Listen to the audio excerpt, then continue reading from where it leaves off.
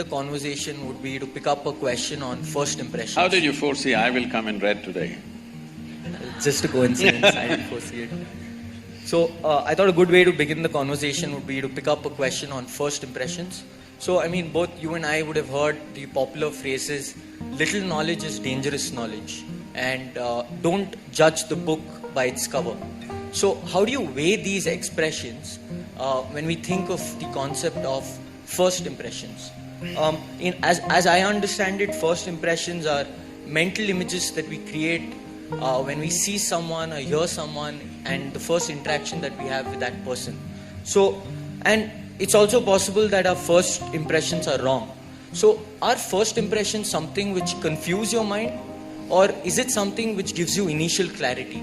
So, and why is it that, I mean, how do we control our mind from racing That's a to these long conclusions? question. Okay.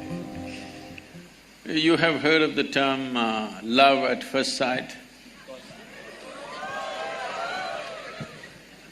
So these things this is a English expression. These things used to happen when the genders had not met, they were secluded largely. So the first time a young girl with her parents in a carriage, she was going and you looked at her, she looked at you like this. It's been a long time since you saw a girl's face. Instantly, okay.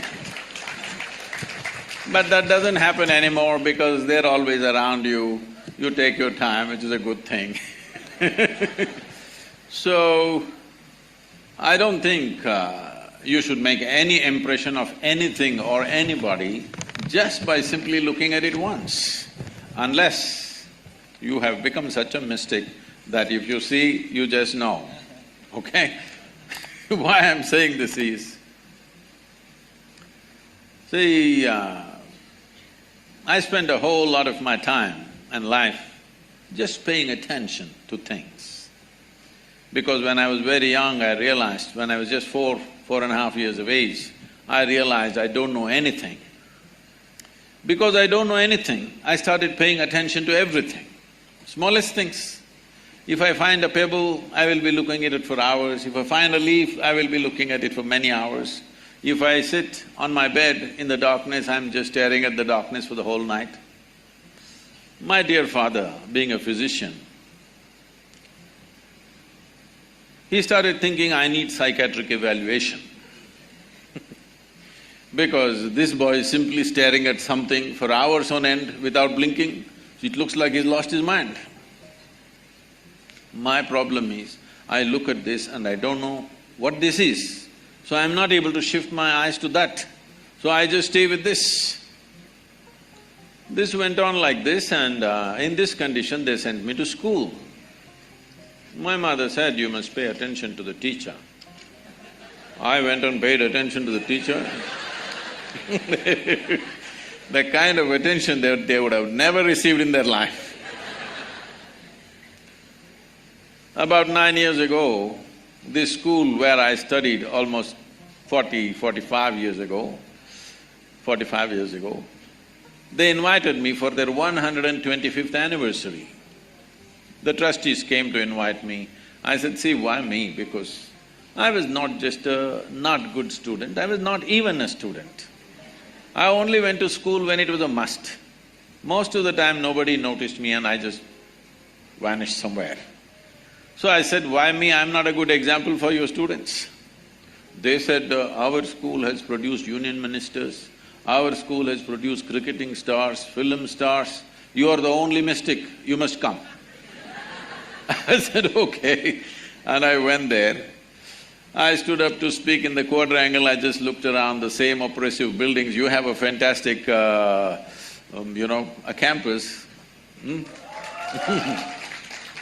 It's a fortune, because it's not just about education, it's about living in a certain atmosphere is a very important thing for learning. So, these are city schools which are like that. Then I looked at this classroom and I suddenly remembered, I was just 12 years of age.